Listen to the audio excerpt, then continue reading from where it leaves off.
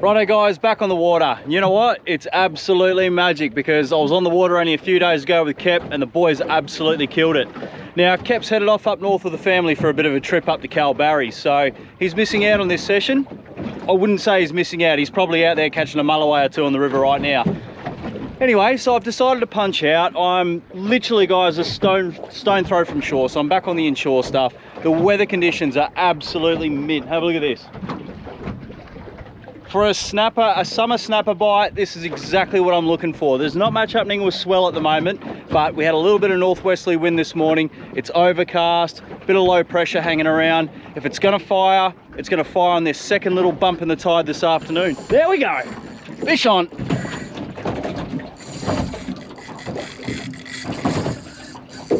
Oh,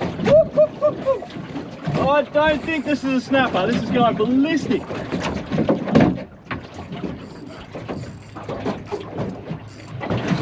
What do we got here? This is a big fish, guys. I can't put the brakes on this at all yet. This line's been in the water for a matter of 30 seconds. There's a plastic on that. I was about to start working it. It's in the bottom. I can feel this fish in the bottom. This could be a kingy or a sambo. Oh, he's in the bottom. Come on, please get out of there. Please, please, please.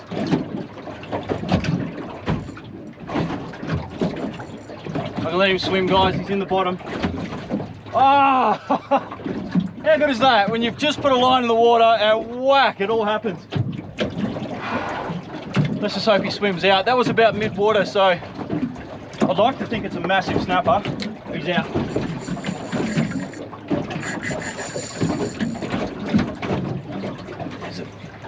This is a big fish.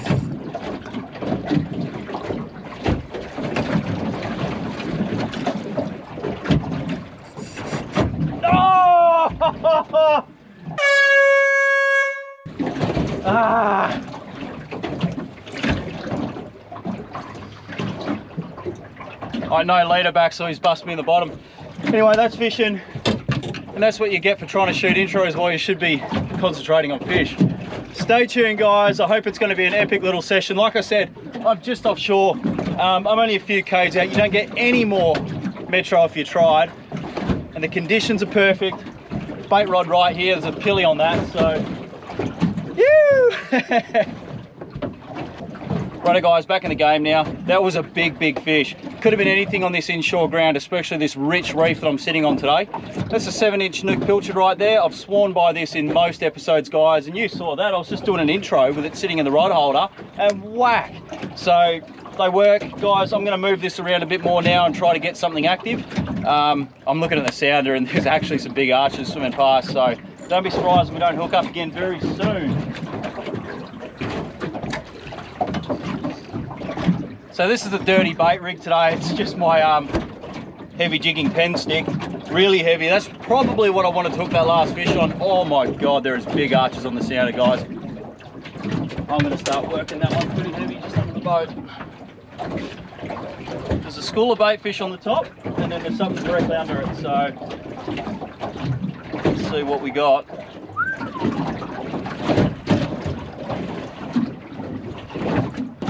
So I've shown you how to put a pilchard on 1,000 times, or my way of doing it anyway. And that's it, guys. Just pin straight through the top of the head and out through the bottom jaw. That'll keep its mouth closed. And a nice heavy piece of pilly like that will sink pretty quickly. Just down into your belly trail like that. There's not much current or tide moving at the moment right now, so that should sink pretty quick. What we want is just enough tide moving or current to keep that bait off the bottom. If we're in that sort of middle third of the water column, it's exactly where we want it. It keeps it up away from the shit fish, and it's sort of in that strike zone. When the big fish are cruising around on the bottom, they'll look up, bang, opportunity. If they're on the top, they can still see it, opportunity, go down.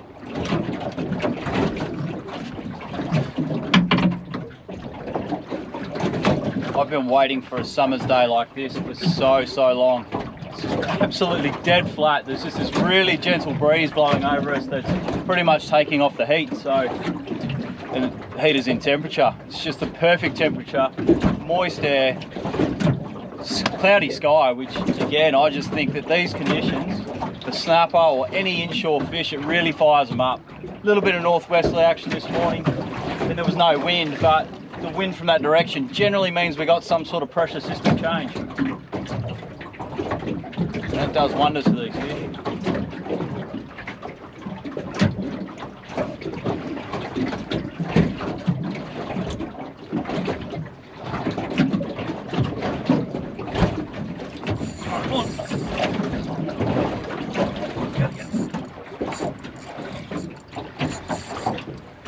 No idea what we got here, guys. You are kidding.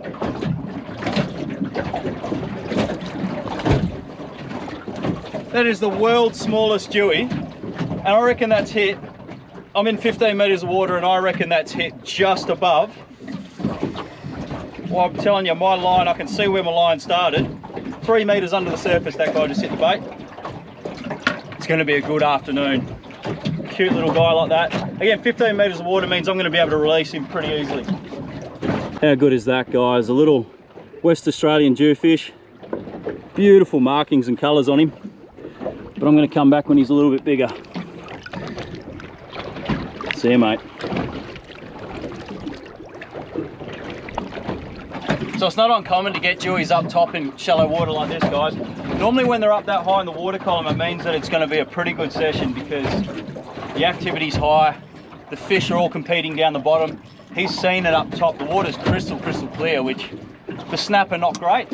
I don't mind, if I get a couple of good sized dewies today, I'll be stoked. Weird, that bait's been quiet. Nothing has touched the pillar yet.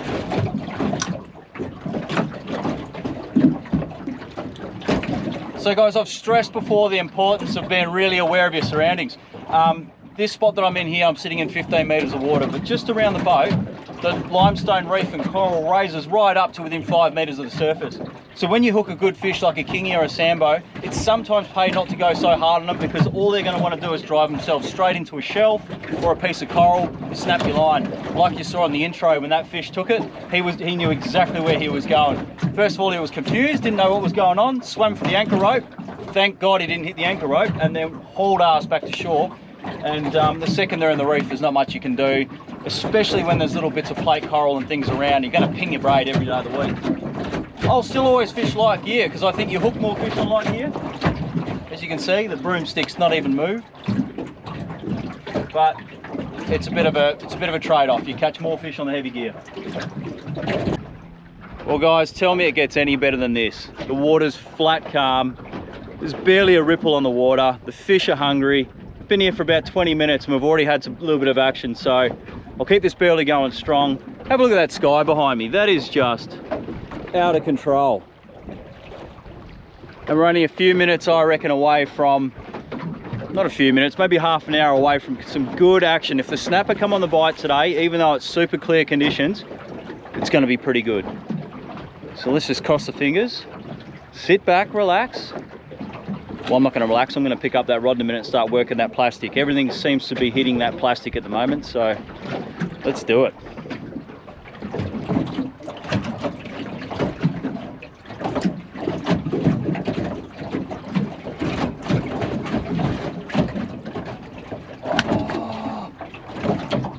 That just got nailed on the way up by a big snapper. It bit the back end of the pilly. I felt it bite, I just slowed down.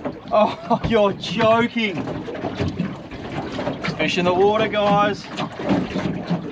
Ah, come on, Matty. Break the back end of that pilly off this time. Oh, you're joking.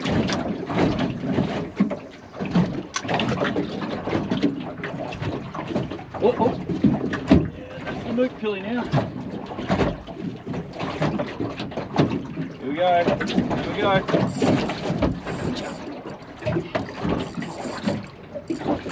Oh, it's not a big fish, but we'll take it, right? I've got about 1% battery left. Please don't fail me, battery.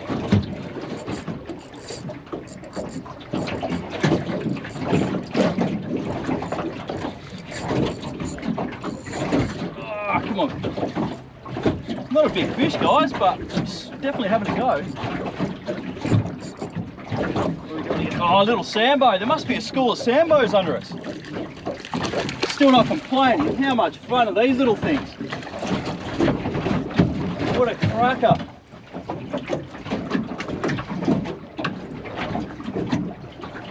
Oh. Well, when there's nothing else biting, guys, and you got a school of pup sambos under the boat, there's no better feeling, because at least you know you're going to get some action. And these don't bite all night. It seems to be that once it gets dark, the sambos go quiet. So you can get a reprieve from them. Don't be too worried about them if they're hanging around and they're giving you the shits, because snapper and kingfish love hanging out with these little guys. There you go. I'm doing him no harm by holding him just under the gill plate there, guys. I'm not touching the gills at all, just the plate, and he'll go back nice and strong. There he is. See you, champ. So that was lucky. Battery ran out just as I dropped that fish back in the water.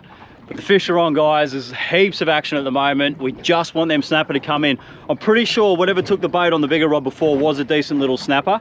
But you're never going to know for sure unless you put it on the boat. So let's try get him. Alright, so as you probably noticed, guys, I'm just pumping the burley in the water. There's not a lot of current at the moment, so I'm trying to just get a bulk mass of burley on the bottom, because I'm around reef, and later on tonight I'm hoping for some dewies or, you know, break sea cod or anything that's good eating. Wouldn't mind releasing the pinkies today and actually keeping some good eating fish. Not that pinkies aren't great eating fish, I just don't think they're my favourite.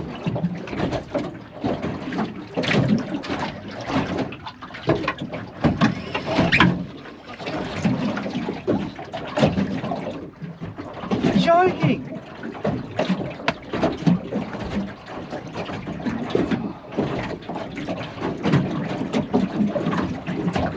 Gotcha. And back. Well, that's a good result. Didn't expect that for a million years. Oh, what happened there?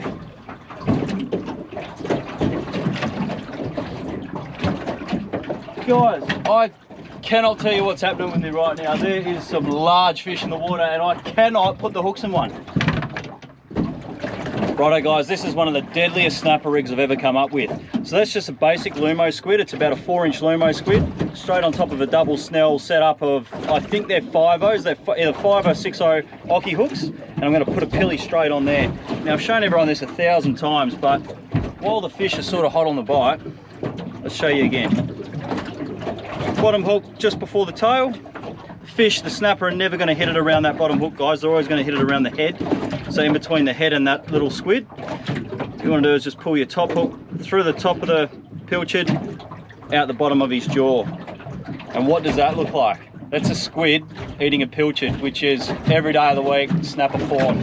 So hopefully it pays off now. I've lost some good fish, guys. I'm letting you all down, but oh, what's going on here? I got a little bit of a wrap up down here, so bear with me. I've been pretty unlucky with a few fish today, so hopefully the luck changes. I've got a feeling that it's pretty red hot, and the luck has been just that. I mean, it's sun hasn't hit the water yet. It's just about to happen. We're a couple of inches off the water now, so it's snapper time.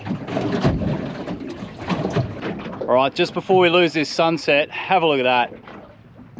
Guys, this is Perth, Western Australia at its absolute best. The last few afternoons have had the most amazing sunsets, and the fact that I can get out here tonight and enjoy this one is just spectacular. The fishing's pretty good. My effort's been pretty shit to this point, so I've just got to put a couple of fish on the end of the line now and it'll be a good little session. All right, stay tuned. And then this happens. Just to top my luck right off, I finally hook a snapper and lose audio to the camera. But guys, it's not all lost. We've got the footage and it wasn't a big fish. And of course, we hooked the smallest snapper in the ocean on the heaviest gear we got. But a fish this size is going to be absolutely delicious, so we're not complaining.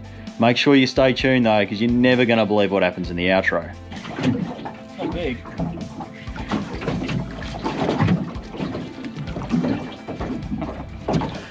Fair hook snook. These things have just moved in by the 1,000. Might have to call it in a minute. It's been a good day, a little bit of action, but I can't stand around when there's just thousands of these things destroying our rigs. Well guys, I'm going to call it right there. It's about 10 past 8. I've got a lot of work to do. I've got to get this boat home, get it cleaned, and I got work tomorrow morning. It didn't happen. The big snapper didn't turn up, but I can't complain. It was screaming drags pretty much all from the second I put the anchor in the water till... Oh, something on here.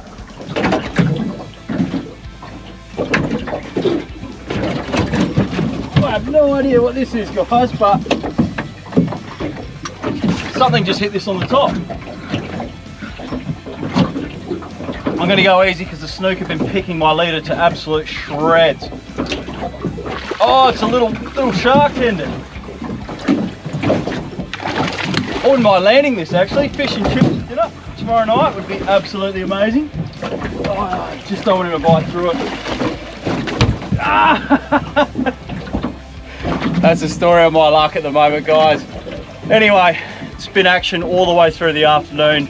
How's that? Just to finish up on the outro, hook up on a little shark. That would have been amazing eating, by the way, but you can't win them all, guys. If you like the video, make sure you give it a thumbs up, subscribe to the channel, plenty more content on the way.